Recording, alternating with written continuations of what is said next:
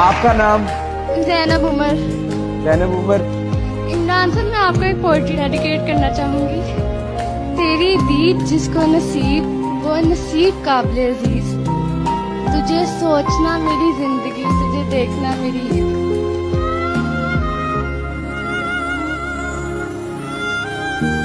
अस्सलामुअलैकुम। वालेकुम अस्सलाम।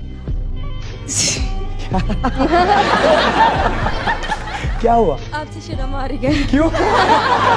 आप प्यारे बहुत लग रहे हैं।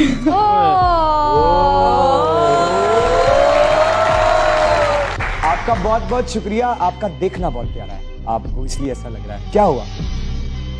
क्यों क्यों क्यों रो रही है? आपको देखने को बहुत दिल चाहता था।